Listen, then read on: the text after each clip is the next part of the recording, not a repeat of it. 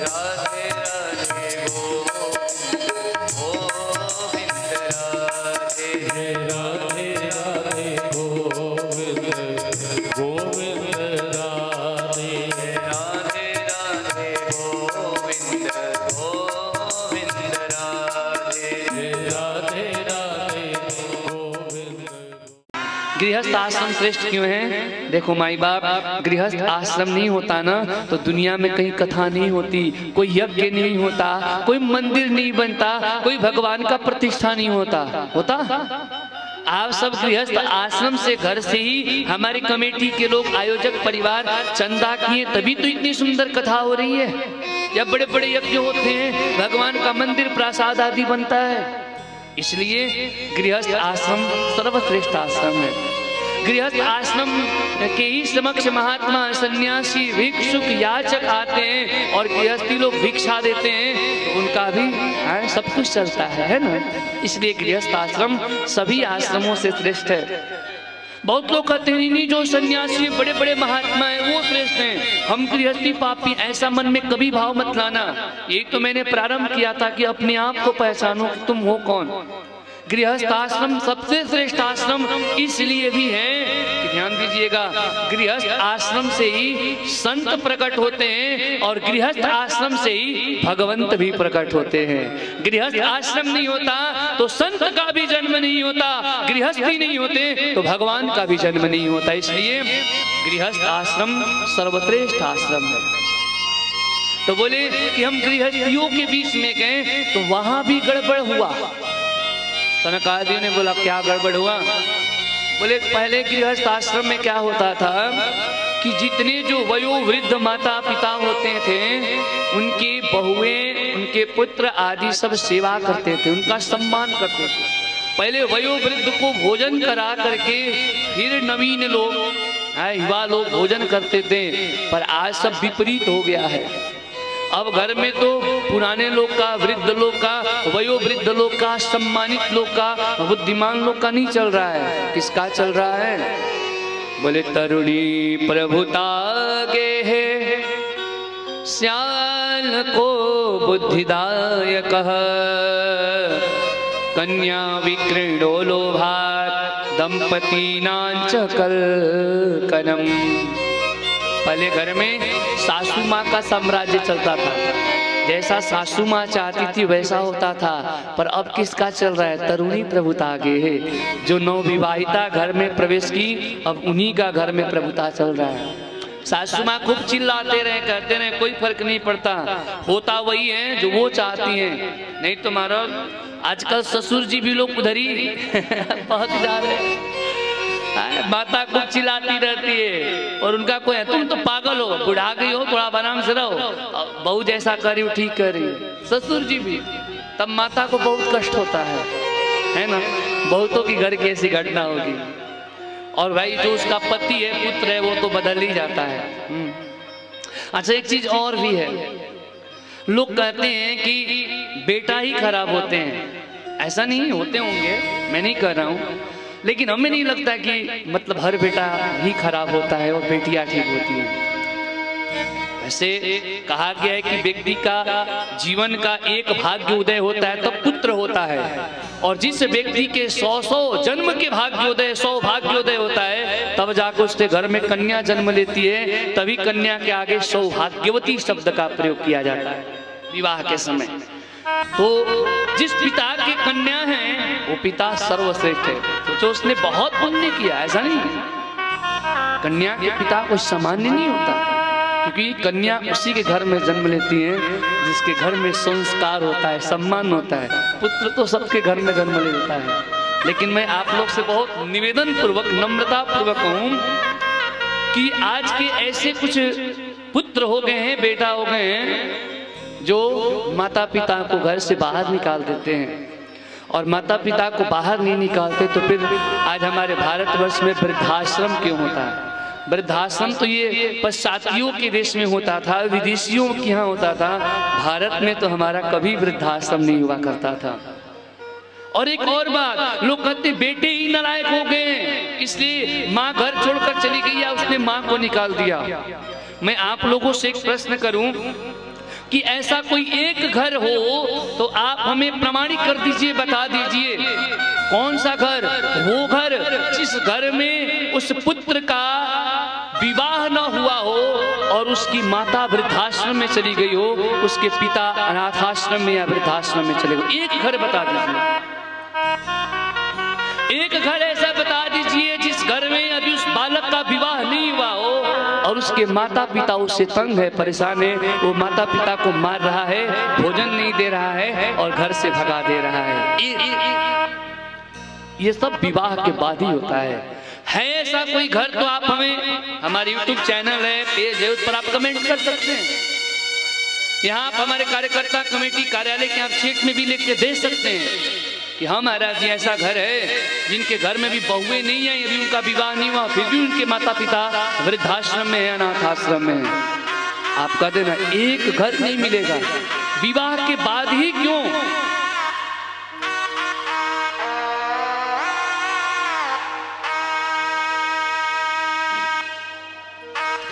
विवाह के बाद ही क्यों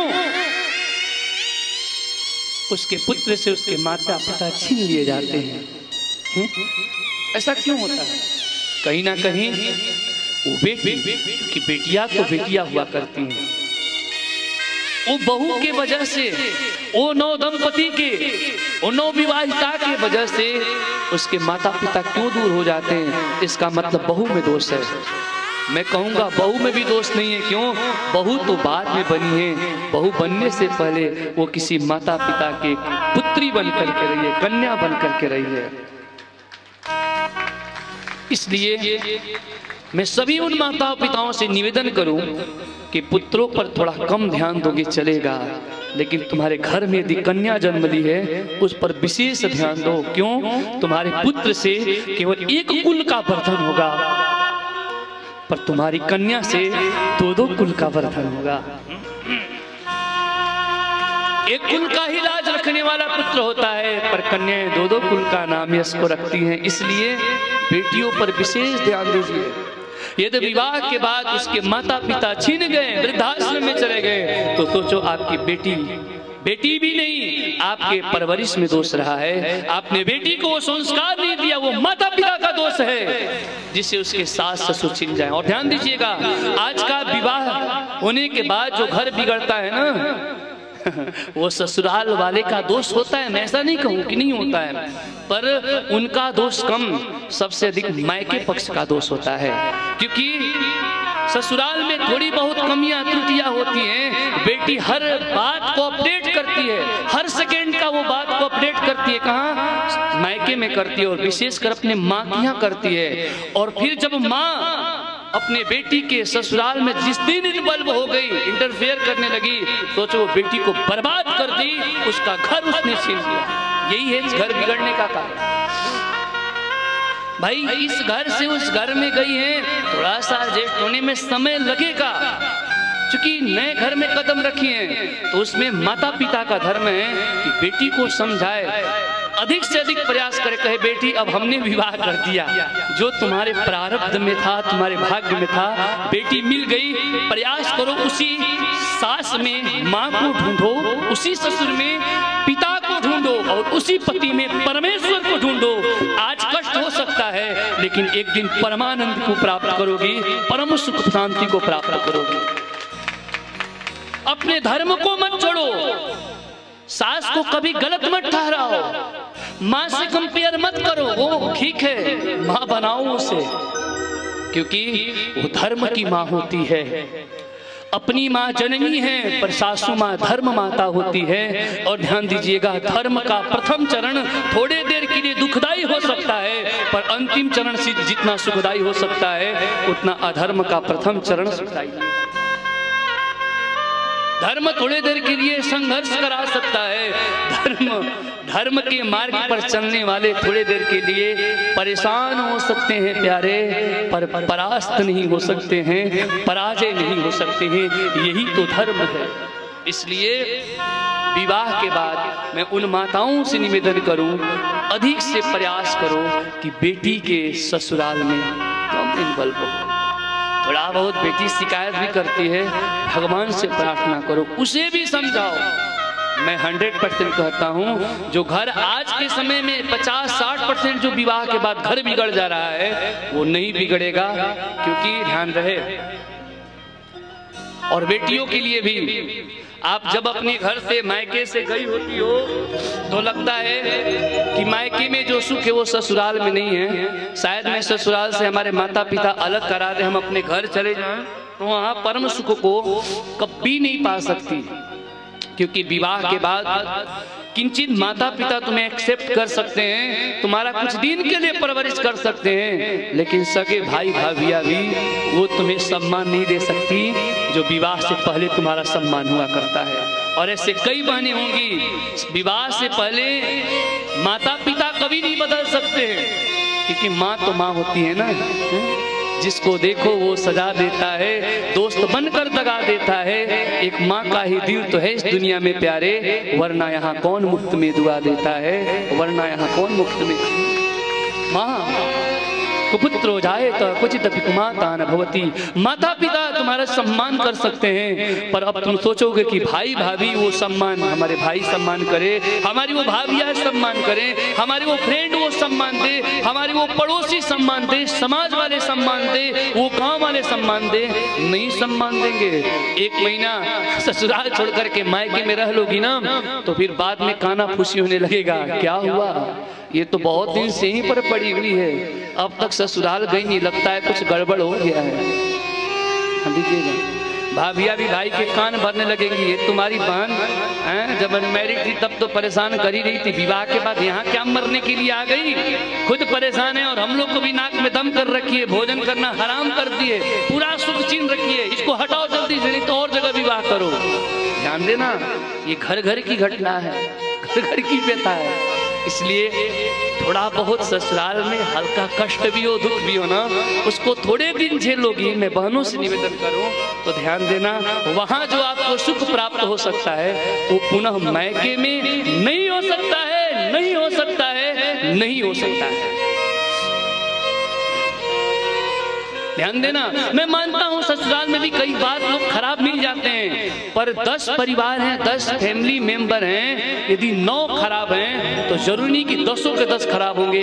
एक ऐसा व्यक्ति उसी 10 परिवार में से निकल कर आएगा बाहर, जो तुम्हारा सम्मान करेगा, तुम्हारा सपोर्ट करेगा, तुम्हारा साथ देगा। उसको लगेगा ये सब के सब इसके साथ गलत कर रहे हैं, और वो एक दिन तुम्हारे साथ आगे बढ़ करके आएगा, और फलस्वरूप परिणाम ये होगा कि तुम्हारा घर ससुराल का सब कुछ सुधर जाएगा, सब तुम्हारे जैसा हो जाएगा। वो एक, लेकिन वो एक तुम अपने ससुराल में ही ढूंढो। पर बेटियां करती क्या है, कोई एक अपने मायके पक्ष में पिता के बजाय माँ को, किंचित आप अपने मायके में पिता को चुनोगी फिर भी तुम्हारा कल्याण होने का चांस होगा, तुम्हारा घर गृहस्थी बच सकता है। लेकिन जिस दिन माँ को स्वीकार कर लोगी और हर बात का अपडेट, हर बात का खबर माँ को दोगी, वो तुम्हारा सोचो कि ससुराल बिगड़ना ही बिगड़ना है, तुम्हारा गृहस्थी बिगड़ना ही बिगड़ना है। इस चीज का ध्यान दीजिएगा। बेटियों के लिए कहूं, पलके झुका कर चलिए, लोग अपने पलकों पर बिठा कर चलेंगे। जिस दिन पलके उठा कर चलिएगा, लोग अपनी नजरों से गिरा देंगे। आज की हर बेटी, आज की हर बहन विश्व सुंदरी बनने के चक्कर में परेशान है, विश्व सुंदरी बनना चाह रही है, मिस वर्ल्ड बनना चाह रही है, मॉडर्न बनना चाह रही है। लेकिन ध्यान देना, आप कितना भी बड़े सुंदरी बन जाओ, लोग तुम्हें देखेंगे ना वासना के दृष्टि से ही देखेंगे, काम के वासना के दृष्टि से ही देखेंगे। सुंदरी बनना है तो विश्व सुंदरी मत बनो, सुंदरी बनना है तो मैना सुंदरी बनो, सीता सुंदरी बनो, सावित्री सुंदरी बनो। लोग तुम्हें देखेंगे पर वासना के दृष्टि से नहीं, उपासना के दृष्टि से देखेंगे। अंत तक, वर्षांत तक तुम्हें नमन करेंगे, तुम्हारे चरित्र, पवित्र चरित्र को नमन करेंगे, वंदन करेंगे। और एक और बात ध्यान देना, जो माता ने तुम्हें 9 मास तक रखा, जन्म देते वक्त उसने स्वयं भी जन्म लिया। कई बार ऐसा सिचुएशन आता है, डॉक्टर कहता है बच्चा या तो माँ बचेगी, पिता से पूछा जाए तो पिता कह सकता है कोई बात नहीं, मेरे पत्नी को बचा लो, बच्चे तो फिर होंगे। लेकिन माँ से डॉक्टर जाकर पूछेगा बच्चा चाहती हो या तुम, वो कहेगी भले मैं मर जाऊं पर मेरा बच्चा का कुछ नहीं होना चाहिए। इसलिए दुनिया के हर संबंध में प्यारे स्वार्थ हो सकता है, यहाँ तक कि पिता में भी हो सकता है, किंचित, ज्यादा नहीं, पर माँ ही एक ऐसा संबंध है जिसमें कोई स्वार्थ नहीं होता है, निस्वार्थ माँ होता है। तो जो बच्चों को माता पिता जन्म देते हैं, पालन पोषण करते हैं, अपने निजी सुख का त्याग कर देते हैं, और वो बेटी 2 दिन से कोई अजनबी मिल जाए, उस माँ बाप के प्रतिष्ठा को किसी ताक पर रख करके और उसके साथ भग करके विवाह कर दे, उसके साथ भग जाए। ध्यान देना, उनमें भाइयों के लिए भी कहता हूँ, उन लड़कों के लिए भी कहता हूँ, जो बेटी अपने माँ बाप के ना हो करके अपने माँ बाप के आन बान शान को कैर न करते हुए तुम्हारे साथ भग सकती है, जो माँ बाप को छोड़ सकती है, वो तुम्हारा कभी नहीं हो सकती है, कभी नहीं हो सकती है। इसलिए सावधान, लड़कों भी सावधान हो जाओ, और लड़कियों तुम भी सुन लो, जो लड़का अपने माता पिता के खिलाफ तुम्हें यदि भगा करके ले जाए, जो अपने माँ बाप का नहीं हो सकता है, दुष्ट, वो तुम्हारा क्या हो सकता है, कभी नहीं हो सकता है। इसीलिए लव मैरिज जो विवाह होता है बहुत ऐसा कम ही है जो सक्सेसफुल होता है, नहीं तो उसका दिन में ही घर बिगड़ा। वर्ण का, कुल का, अपने समाज का, अपने धर्म का, सब चीजों का ध्यान रखते हुए माता पिता जिसके साथ तुम्हारा विवाह तय कर दिए, उसे ही प्रारब्ध समझ करके उसे स्वीकार कर लोगे ना, जीवन में कभी दुखी नहीं रहोगे, जीवन में कभी दुखी नहीं रहोगे। क्योंकि प्यारे, माँ बाप से बढ़ करके और कुछ नहीं होता है। और माँ से, एक भोजपुरी में भाव है ना कि सब कुछ मिल जाए पर दुनिया में माई ना मिले, सब कुछ मिल जाए पर दुनिया में माई ना मिले।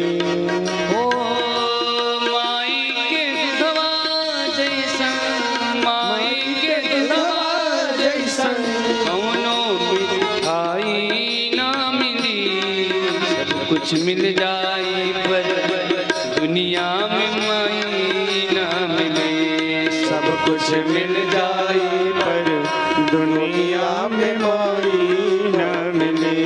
ओ ऐसन दुनिया में के होई, बोझा पेट में लेके ढोई, ऐसन दुनिया में के होई, बोझा पेट में लेके ढोई, दुख में तनिको ना घबराई, संकट जैस के सह जाई, दुख में ना घबराई, संकट में सब कुछ सह जाई। एक माँ बालक को जन्म देने में कितना संघर्ष की होती है। अरे माँ से विरोध करने वाले, अरे माँ को अनाथ आश्रम वृद्धाश्रम में भेजने वाले मादांधी मूर्ख, जरा अपने पेट में 5 kg का भी वजन बांध करके आप 1 महीना रह करके दिखाओ, चल कर दिखाओ, अपने हर वो घर गृहस्थी का काम करके दिखाओ, पति का डांट सुन करके दिखाओ, भूखे रह करके दिखाओ, घर के सारे घर गृहस्थी करके दिखाओ, तब समझ जाएंगे। वो माँ 9-10 kg वजन को अपने पेट में रख करके हर घर का काम करती है, स्वयं भूखा रहती है, अपने सारे जिह्वा के स्वाद का परित्याग कर देती है, तुम्हारे लिए साधारण भोजन किया करती है, पति का डांट गाली माल सब कुछ सहती है, और जन्म देते वक्त मानो स्वयं मृत्यु के मुख में जा रही हो और तुम्हें जन्म देती है। यही नहीं, 5 वर्ष तक जब तुम्हें ये पता नहीं कहाँ सोच करना है, कुछ बोल नहीं पाते हो, दिन भर रात भर तुम जगे हो तो वो भी जगी रहती है, अपने हृदय से टुकड़ा समझकर लगा कर सोती है। 2 घंटा के लिए 24 घंटा में समय मिला सोने का, उसमें भी तुम जब रोने लगे तो उसकी निद्रा चली जाती है। तुम्हारे परवरिश को लेकर के जो माँ अपने निजी सुख का परित्याग कर देती है, आहुति देती है, वो माँ यदि तुम्हारे वजह से वृद्धाश्रम में चला जाए, अनाथ आश्रम में चल जाए, इससे बड़ा दुर्भाग्य और क्या हो सकता है। उससे बड़ा नास्तिक और पापी संसार में दूसरा कोई नहीं हो सकता है। भगवान क्या, भगवान भी उसे माफ नहीं कर सकते हैं। ऐसन दुनिया में के होई, बोझा पेट में लेके होई, ऐसन दुनिया में होई,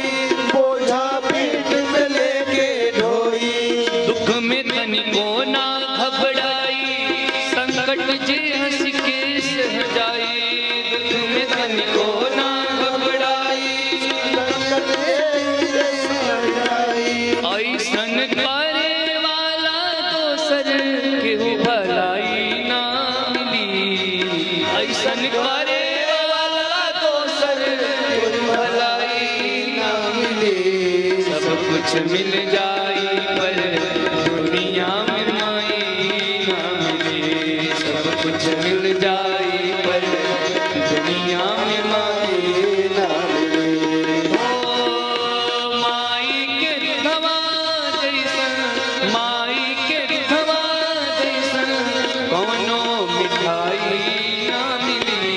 सब कुछ मिल जाई पर दुनिया में माई ना मिली। सब कुछ मिल जाई पर दुनिया में माई ना मिली।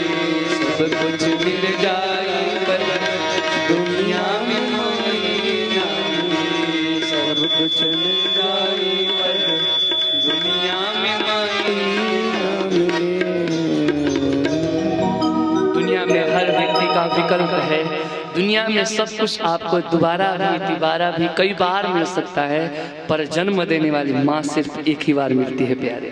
पिता भी कई, पुत्र पत्नी सब कुछ मिल सकता है, मित्र संसार सब कुछ मिल सकता है, पर माई बाप माँ ही ऐसी है ना जो एक बार, भगवान भी कई बार मिल सकते हैं। हाँ, जितना बार आप तपस्या करो उतने बार भगवान मिल जाएंगे, पर माँ सिर्फ और सिर्फ एक बार मिलती। इसलिए माँ के प्रति कभी भूल कर भी अपराध नहीं। आज का समय भी हो रहा है। आइए एक और सुंदर भाव लेकर के फिर आज कथा और वाणी को हम लोग विश्राम देंगे। आगे का प्रसंग कल श्रवण करेंगे। बड़ा सुंदर एक भक्त ने गाया है कि न जरूरत उसे पूजा और पाठ की, जिसने सेवा करी अपने माँ बाप की। यदि माँ बाप की सेवा नहीं किए तो सारा आपका पूजा भी व्यर्थ है। भगवान भी उस पूजा को ग्रहण नहीं करते और कहते हैं भगवान का थोड़ा कम भी पूजा किए, माँ बाप का यदि आपने ज्यादा पूजा किया तो माँ बाप से बढ़कर के प्यारे कोई भगवान नहीं हुआ करता। क्योंकि हर व्यक्ति के लिए उसके माता पिता ही ब्रह्मा हुआ करते हैं, विष्णु हुआ करते हैं, शिवरुद्र हुआ करते हैं। क्योंकि ब्रह्मा भी सृष्टि करते हैं, भगवान विष्णु भी पालन करते हैं और शिव भी संहार करते हैं। वो जीव के लिए हर माता पिता करते हैं, है ना। बड़ा सुंदर भाव है। भक्त ने गाया कि न जरूरत उसे पूजा और पाठ की, वो जिसने सेवा करी अपने माँ बाप की। न जरूरत उसे बड़ा सुंदर भाव है।